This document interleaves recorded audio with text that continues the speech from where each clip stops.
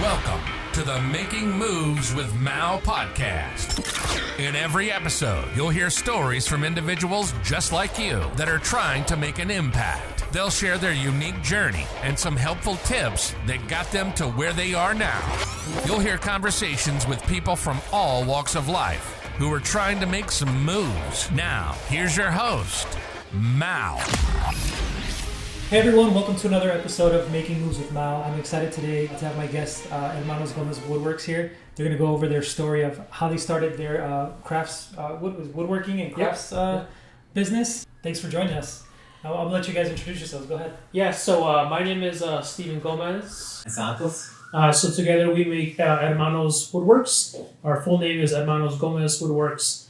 We focus on custom dining tables as well as commercial work. That's what we do now, but we didn't start there. Yeah, man. Yeah, and I want to take it right to the beginning, man. So I know you guys started in the pandemic, right? And it kind of started as like just a hobby. Like it was just like an idea you had. Like, how did that even come about? Like, because you were building your stuff at your house. Like, how did that come about? Like, what was that? Well, I'll probably pass it to Santos because he's kind of the I guess you call it the seed. Okay, so it was kind of your idea a little bit? How far back are we going? Like when I was a child? That far back? Okay. So, pandemic. I think it started with my brother here. He got his own nice little place. Yeah. And when you get your own place, it's always expensive. You can't get all the furniture you wanted.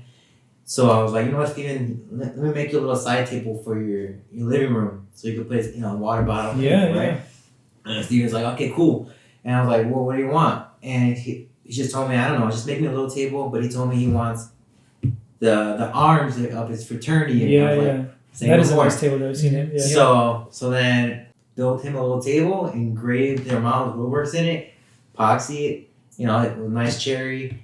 And I think after that, Steven saw that and he was like, oh, wow, people could make these kind of things, So you already had the experience prior in making furniture?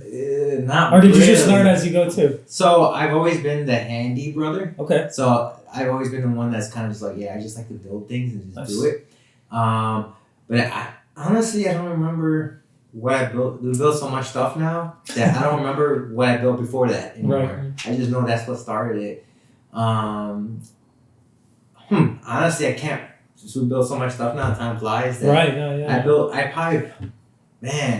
think I started building these little tiny benches around my house, like outdoor bench. Okay. Yeah. This little like key holders that you hang on the walls. Simple things, right? Right. Yeah. Started with that, so I bought little things. Like I want to build my own stuff, and then I don't know. I just used minimal tools at this point. It was like, that. The arms that I built it was like there's no CNC work. This is all like traced it out and I drew it out with my router and cut it all out. Wow! And it was it's truly handmade. It was. And the thing is that when he did, it was one thing to make. It was an end table. Yeah. Right. It was one thing to make an end table, but it was another step to have something like this to be carved into it and then epoxied. Right. So first off, the carving, never knew that was a thing, and epoxy, never knew that was a thing before any of this. And so when I saw that, I was like, how did you do that? And he just, used a router, and a router is like a machine that has a little bit, and you have to move it by hand. You first draw an outline, and you have to do it by hand and carve it. And that sounds easier than it actually is. Right, I can imagine. It's like drawing. Yeah. It's easy, right? It's like a tattoo artist. Yeah. Honestly, it's basically the tattoo artist with a router. Yeah. And so when I saw that, I was like, this is sick. You were immediately blown away. Yeah, I was blown away. That's when it started. Yeah. Because then we had time on our hands. Yeah. Right. Pandemic hits and you're like, okay, what do we do with our days? Wanted to build things. I wanted to build things. So then before we knew it, we came to my house and then Steven's like, let's build this outdoor couch set for myself. I'm like, yeah. And then next week we built an outdoor dining table for myself. Yeah. And we're like, every other week, we're like, all right, your turn, my turn, your turn, my turn. Okay. Like that. Until one day we built something and Steven was like, I think we could sell these. Yeah, well, it's like it got to a point where woodworking is expensive. I mean, I'm assuming a lot of materials, a lot of equipment that you have to use. Right. And so, even with the beginner stuff we had, we didn't buy any tools when we were just playing around with stuff. It was whatever you had. So the materials just started adding up to build all these things. So then the pace of it slowed down. And for me, it was kind of like weaning off a craving. And I didn't like that feeling. It was like, when are we going to build something else? I was like, well, I need to save money to do it. We need funds. Yeah, we need the fund. The funds are low. Yeah. And the debts are high. Yeah. At some point, I don't know, I was like, we should just sell something. Let's just do it. And I remember I was like, I don't know. And I was like, one day I was just like, I created an Instagram. Yeah. It's happening. And I was like, the idea was, let's do industrial, like home decor. Right. Our first line was like blanket ladder, something kind of similar to this. Okay. Except it was just lean rather than be fixed on the wall. And, we liked it. It looked cool. We got I think actually only one sale. Oh, really? Okay. Everyone loved it. They liked it, but there was nobody buying. No one was buying it, and so we ended up just kind of taking whatever job people would throw at us. That's the time where you guys were like, we'll just make some custom order. Yeah, we were building everything. Yeah, everything, anything. We built a fireplace, a dog kennel, memorial crosses. Plaques. Laser engraved plaques. So it was kind of whatever. Came our way, and we really liked it because it was fun. But as a business, it was kind of getting too much to do that. I would assume at that point, to do custom work like that, it's hard to scale, right? Exactly. That's what it was. The problem. Yeah. It took too much time to figure out how to do something and repeat it. Right. When there's no repetition. There's no repetition, exactly. Yes. You're just doing it for one customer. Yeah. And you keep in mind that, we only had hobbyist tools at the time. So we had a miter saw, a table saw, some other things that Santos already had from Menard or something. Yeah. Right? So if you needed other big, were you guys renting it or just not using it? We weren't using what you had. If a job came up and we had to research how it was done. So obviously we went to YouTube University, of course, to figure it out. That's the one place everybody goes. Exactly. And so but then they will put in there, you need this tool, or you see them using this tool, so okay, we're gonna get that tool. Right. But then it was every job needed a tool that we didn't have. Oh. So we had to kind of move in a direction where it was we need to just kind of fixate what we want to do. One, so that we're not arguing, getting frustrated. We're actually feeling we're making money. Right. This. So at this point, there was no real direction of where. Yeah. No. There was no direction. Clientele was going. What type of stuff you even wanted and everything. Do you guys remember your first sale? What was the first thing that you guys ever actually got money from making? Yeah, I feel like I want to scroll back to my Instagram. Yeah. That's the best way to look at it. But the first thing, you remember? Solid blur. I know. Solid blur. I know, right? It's crazy. I just remember moments, Yeah.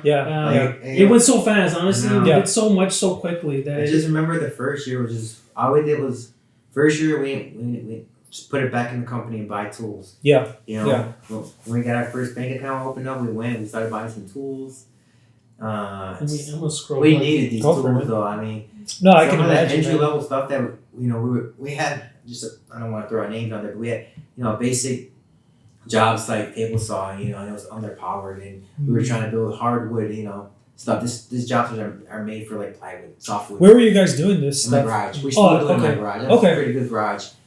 That's the warehouse. But it was dangerous too, using those tools. When they're not made for that. For an example was we had some basically it's 8 4/4 but 2-inch thick maple. It's about that thick, right? But it's just maple. We're talking dense wood. Mm-hmm. So we tried forcing it through the table saw, and it didn't want to accept it. But we had to get the job done. So what did two hermanos do? We grabbed the table saw on one each side and shoved it through. Oh, and you just hear the table saw just screeching and howling, just and smoke and burning. But we're so you have a nice the maple was kind of a very beige, white toned wood, and on the side you put the blade cuts it. It's just black. It's all black. Just black. It was just burning. You see the smoke coming out, and we're like, "Oh, we got it done." This is not what we was done. Exactly, that's all it was. We got it done. We got it done. But I think it might have been, one of my fraternity brothers. He wanted us to make a plaque. Laser engraved plaque for one of his family members in back of the yards. Nice. He owns a clothing business, so I think we engraved that.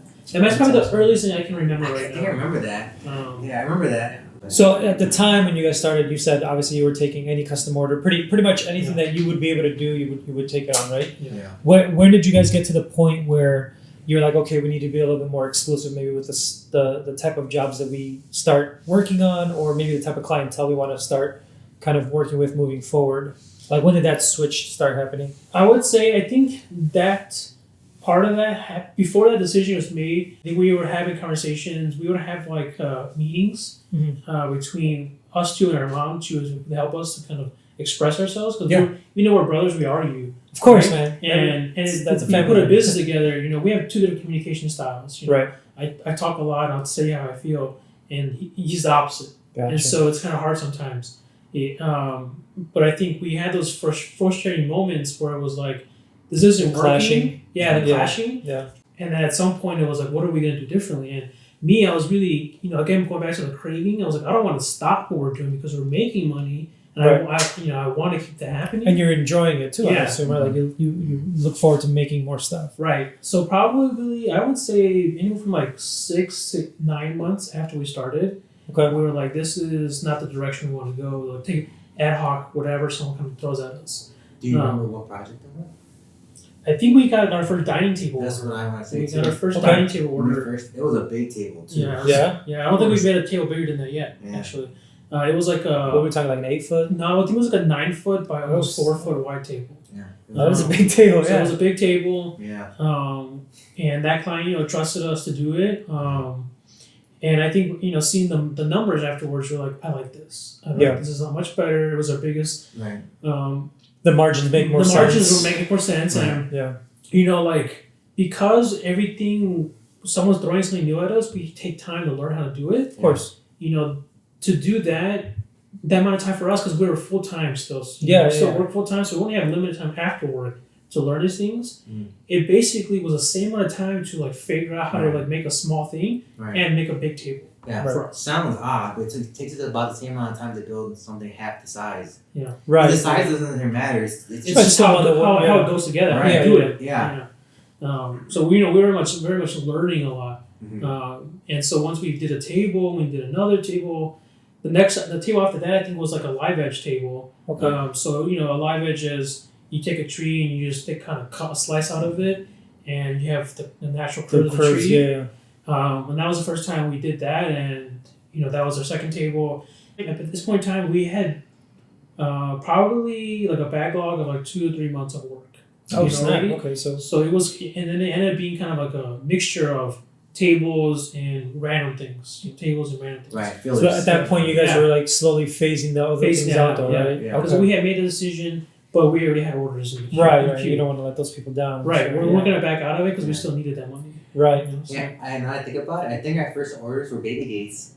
maybe. Baby gates. We Baby we gates. did like, Oh, baby snap. gates, like yeah. 3 or 4 of those. Yeah. Okay. We literally did like installation work from that. Yeah. Wow, that's crazy. Yeah. Man.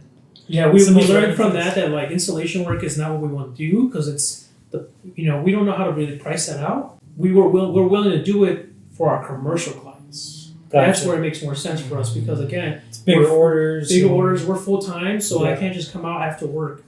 I have to use my Saturday and my Sunday to do that.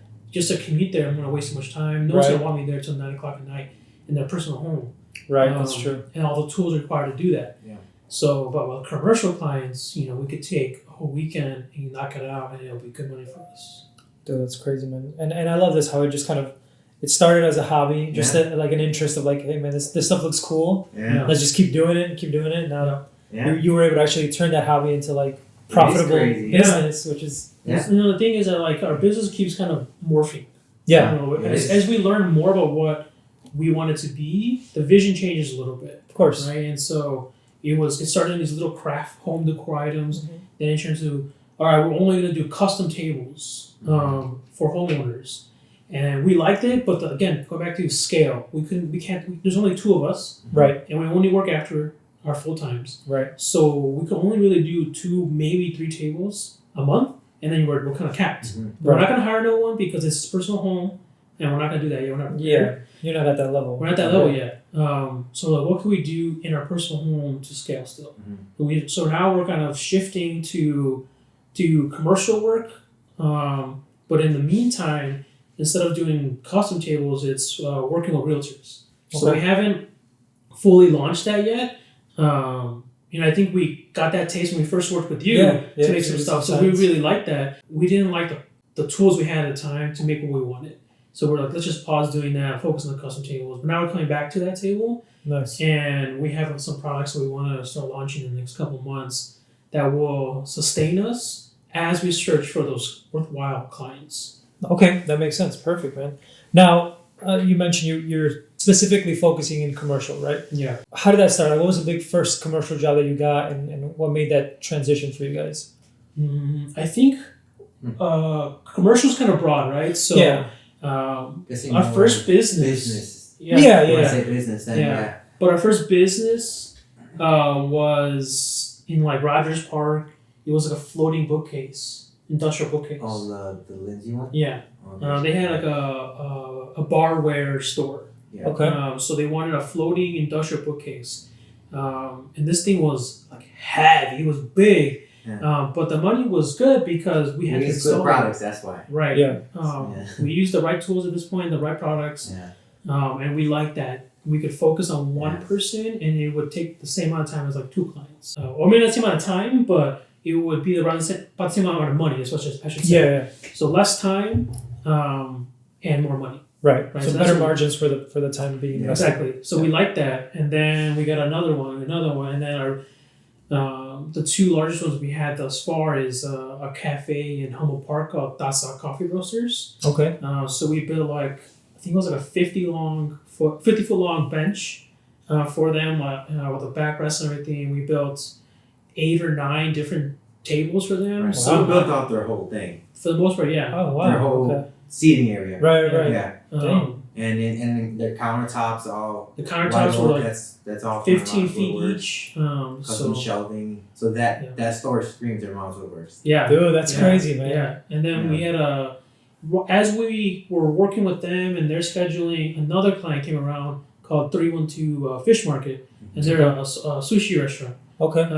And so they already had some tables, and they had a guy who they worked in the past, but due to some, conflicts, scheduling and stuff like that, they needed someone else. So he came to us, and we made him, I think, like Same thing. 7 tables, 40-foot long bench, another like 3 tables later. Yeah. And so those are like our 3 biggest commercial clients, and that's kind of the realm we want to be in more so. Yeah. Somebody who needs a full build out. Right. Is where we want to be, but we'll work with kind of whatever. That's crazy, man. Yeah. And how did these people find you? Like, is it all just social media? It's just social media, honestly. I do all my marketing through Facebook groups. Yeah. So I join the group and share my photos. From there, I'll get a ton of leads, but majority of them are going to be the smaller customers. Yeah. Hey, can you make me this cutting board or something?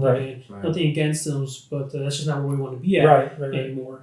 But we will get some people from there. It's a trickle, but it's fine for It's a us. funnel, It's fine for us right now because we can't sustain anything, at an increased pace right now. Right. It's okay for us. It leaves us kind of in a predicament sometimes of like, do we take this custom? Our predicament now is not should we take this like small weird order? Right. Super custom order. Yeah. Our predicament now is like, should we take this like $4,000 table or not? Right? That's a good problem to have. Yeah, right? that's kind of our problem now is, do we take that or not? Because we're wanting to wait around for the commercial giant. Something bigger. Yeah. Right. Yeah, because those jobs are 20, 30,000. And that's like much more exciting for us. Right, and there's situations where we can't fulfill the timeline they want, so that's why we try and do that. Yeah. Right. I'm sure there's so many busy. moving parts when it comes to that too, right? So it's kind of like, there's always a gamble. Do you want to accept this table, or do you want to wait for this potential offer that we're still waiting on? Right. Yeah. Right. And a lot of our custom tables now are just like a wooden top, fairly simple design, but the bases are metal. And so a little bit easier to work with, I assume, right? Or do you have to solder them? Or? well, it's so it adds a complexity to it. Yeah. Because of a different skill set. But once we started getting those requests, our mom's partner, he is a welder by trade. Oh, right. perfect. So all our stuff is pure steel and is welded. Yeah. Solid. So he does it all. Yeah, Great products. Yeah. Like without naming names of like, a lot of my clients come from these like high-end big box store, furniture stores, right? Okay. And they go there and they're like, I don't like I like the design, but I don't like the materials, right? Essentially, because you go there and it's just gonna be a nicer plywood. Is that cookie cutter? Yeah. It's good. It's not even that though. It's that the material is still a veneered plywood, and the metal that they use is still like an aluminum, which aluminum is fine. What they use is fine, right? And for certain people, but I can make that at about the same price with better materials, much better quality, something that you dent scratch can be refinished. And that thing you gotta toss it out, right? Or just deal with that being there. So you're building in a sense, a little more sustainable. Yeah. Kind of everything. longer we build term, things so they last. Yeah. That's what we tell our clients. That this is an investment, it's an heirloom, right? Because you could make, you could have us make you a table, and then 40 years from now, when you want to gift it to somebody, still a solid table. It's still there. But that person could decide: can we change the base? Right? Can we refinish the top? Sure, totally possible. You can do whatever you want with it. You can make it into several coffee tables if you want. Right. And be able to say this was something my parents passed down to me. So that's kind of what we speak to our clients, and they really appreciate that, especially, but more so like our story. You're leaning more on the value of quality. That's awesome, man. Have you guys had any situations where you had to turn down a project because of that, the conflict or scheduling? Or, Yeah, I mean, I guess we're kind of in that situation right now as of today. So I have probably in the conversation 3 or 4 clients that are custom homeowners. They want a dining table. Okay. And I'm kind of, dancing around my response time with it because I'm waiting for some other commercial clients that I have 4 of them that I've been in conversations with. Yeah. And they all have timelines that would fit really great for us. Okay. But the commercial clients, they're really amazing in terms of once we have them and we start work, great. Right. Work with you for the next month or so. Right. But their timelines are kind of all over the place for themselves. A lot of them are new business owners themselves. So it's because for their build out, right? So they're trying to learn all these permitting things they have going on. So their timelines are getting pushed back. And that's kind of messes with us. Right. But yeah, I think there's probably been a situation where I've told someone, I can't do that. More so somebody who I've had someone actually probably a month ago who wanted a 4-foot long table for 4 people. Okay. And I had to just say, sorry, it's too small, because for the work that we want to do and the money we want to make, I can't really charge you what I want, and it wouldn't be fair to you. Right. To do that.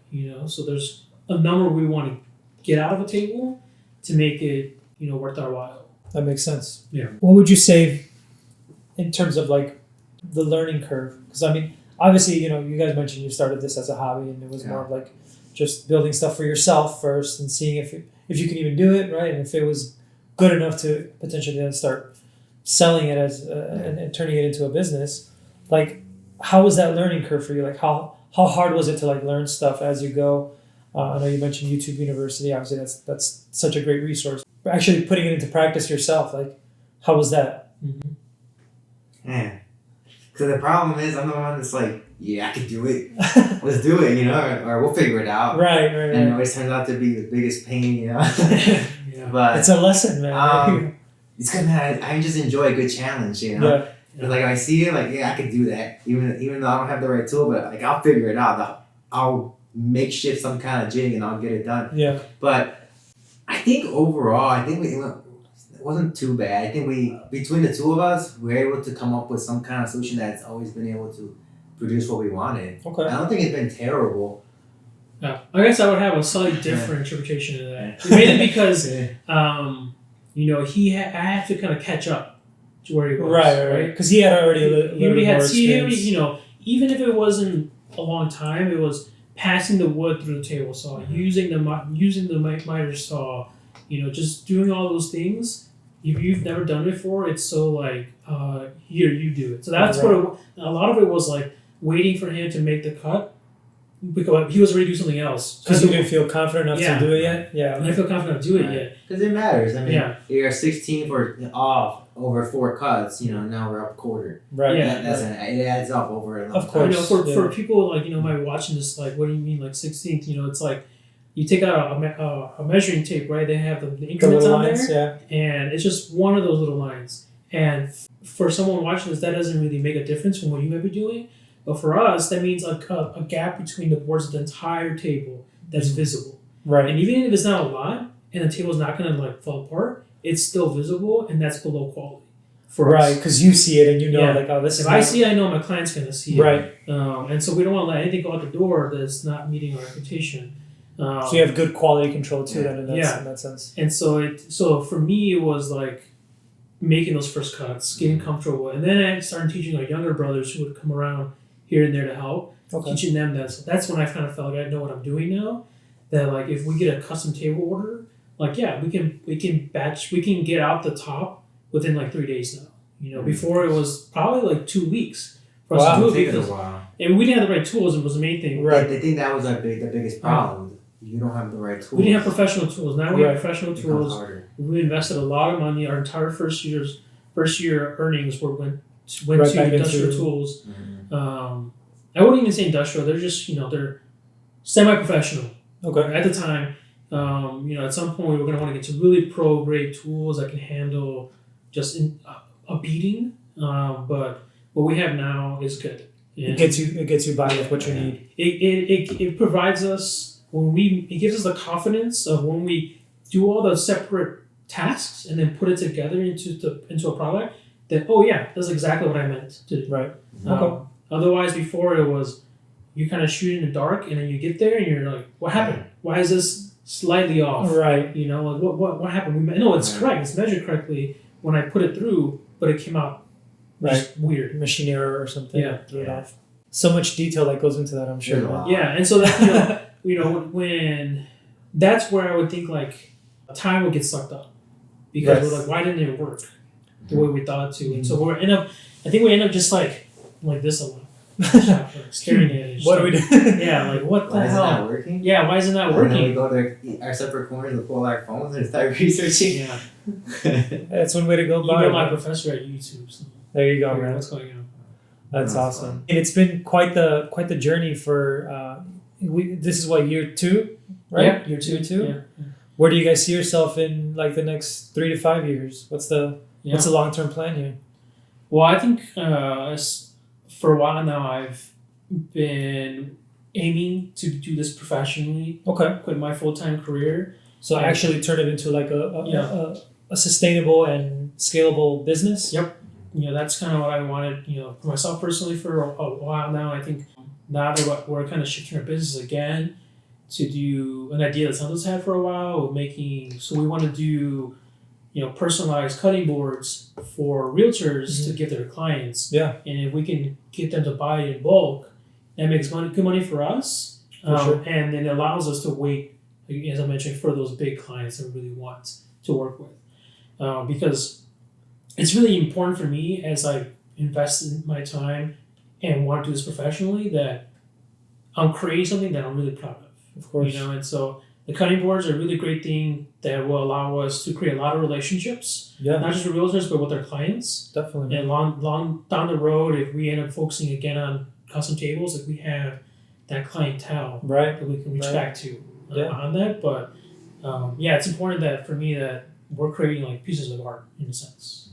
Something to be proud of, to share, Of course, man. You guys see like an actual warehouse in the future then, like scaling the operation, more manpower, more people, or? Yeah, there's a firehouse that's not too far, like walking distance from my house. Oh, okay. It's been abandoned. I don't know for how long, but it looks for a long time. So I pass it every day. Mm-hmm. Every day I look at it. Talks about it all the time. Yeah. Every day I look at it and I tell myself that's gonna be mine when I'm ready. That's not a bad idea, yeah. So we'll buy that, and that'll be the headquarters. Yeah, that'll be headquarters. We were told our showroom or the thing is, about Hermanos Woodworks is that it's very much about our family. Okay. Our mom is our accountant. She's a accountant professionally. Okay. Our mom's partner, he's a welder.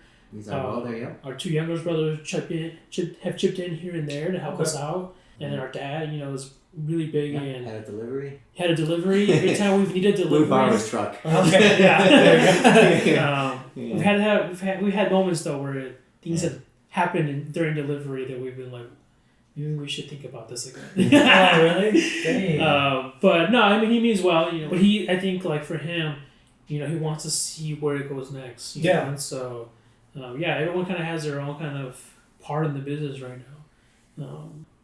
That's awesome, man. I mean, it seems like momentum's your way right now, right? Like things are moving in the right directions, which is obviously what you'd want. Mm-hmm. What would you give in terms of like advice or any nuggets of information that you can share for maybe somebody that's just starting off and maybe wants to get into, doing some woodworking themselves?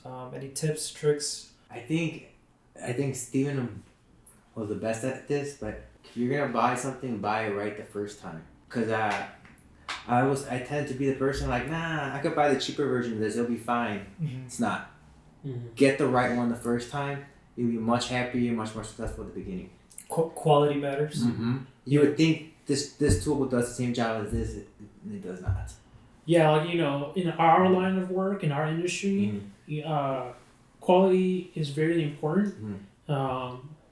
And so I would just say, picking up what you said, buy as much as you can afford at that time, right? So, but like, don't be afraid to kind of go a little bit above that line, right? Because you need to think about the return you're going to get from that. Mm-hmm. If you can see the vision and understand that you'll make that money, do it. But if you're afraid of it, then I think you're just afraid of business and going on your own. Right. And I understand that feeling. We would have bought a lot more if we didn't think about those things. Right. Yeah. Right. It's a risk at the end of the day. Yeah, it's always a risk. Right? Yeah. It's a risk. Yeah. And you just have to understand but it's worth it. Yeah. Because now that I think about it, we've had one tool, we've upgraded it 3 times now. Mm-hmm. And if we had this joiner at the beginning, we would have had. Honestly, I might have you're in a much still better had position. And I'll tell you, it was. I'm gonna shout out my fiance because bless her soul, she listens to me talk about this Smith joiner. We first bought it for like a week. I'll come home every night and be like, babe, this tool, this machine, did I tell you about it? Yeah, she told me about it. And I'm like, did I tell but you you about understand, you don't understand. When I put the boards together, they're perfectly like flat to each other. And you just don't understand. If you're not a woodworker, It's you've never tried that, right? to make Yeah. two sides perfectly 90 degrees to each other. If you never try that, you don't understand how frustrating it is when you try and do a whole table and put them all together, and then for some reason the table starts to bow because it's angled. They're flat, but now it's creating a bow because you're cut at an angle instead of square, right, 90 degrees. And that machine, like, I wish we bought it the first tool. That should Just have been before the our first table ton saw. of money. Yeah. We would have used some other tool that you technically could do it, but it's not made for it. Yeah, we definitely MacGyvered a lot of things. Yes. And then we just figured out That's what a I we would way have to do saved it, so Yeah. much time. And jumping off that story, I don't know why, but I could have swore that my fiance has been told me about how Cassandra kept talking about that thing too. Yeah. Like, it made his way that Steve keeps talking about. Like if Yeah. Steven brings up that joiner one more time. Yeah. I don't know why, Yeah. but I feel like I heard that. That's Yeah, hilarious, you man. can't separate a man between his Man. tools. His tools, It yeah. makes a difference. But another thing though, So invest in quality. Yeah, Invest in you quality. need to do it. You gotta do it. and I would just say, constantly challenge yourself in terms of what you believe your idea of your business is. Yeah. Because I think just like a lot of us who have gone to a college or, we fall into this line of, this cookie cutter idea of like what success looks like. Yeah. And you can do that too in business. You see someone successful and be like, I need to be exactly like that. And because it's been documented, it's just like you can learn from them, Right. but you need to challenge yourself to go into a different way, find your own path. Right. And if it changes midway, it changes midway because Right. now you've tried something and you like it, but there's something better. And that's what our business has been over the last year and a half. We've changed it because we know that we can do something better. Yeah. There's so many different ways to get to the end. Yeah. Which is Yeah. the beautiful thing about entrepreneurship in general, right? Yeah. Like, we talked a little bit before we started the podcast of that roller coaster of emotion that is the life of an entrepreneur, right? And not knowing what tomorrow might come or might bring. Yeah. Now, honestly, I mean, like, it's amazing to be here and be interviewed, and we've, had a couple of people reach out to us in the past and interview us, and it feels really great, And so we're sharing our successes and stuff, and some of the things that we've done wrong. Of course, like, we haven't mastered it. Our finances aren't like where we want it to be right now, but we're figuring it out. Like, there's things that are stressing us out at night because of that, but we know that as long as we get the next gig, we'll reduce that feeling. We're better than we were a year ago. Yeah. Progress is progress, man, and staying consistent with it is only going to make you that much better the next day. Which I think at the end of the day, that's all that matters, right? Is that consistency in every aspect. So perfect, man. Well, I truly appreciate you guys taking the time today. I know you guys have a very busy schedule, so hopefully you guys found this episode very valuable. How can people reach you if maybe somebody has questions or maybe somebody wants to put like some sort of an order in or something like that? What's the best form of contact for you guys? Yeah, I would say the first thing is make sure you follow us on either Facebook or Instagram at Hermanos Woodworks with an S at the end. And if you want to reach out to us for a custom order, it's Gomez at hermanoswoodworks.com. And then our website is hermanoswoodworks.com. Yep. Perfect, man. Well, thank you guys again for tuning in today. Catch you guys on the next episode. See ya.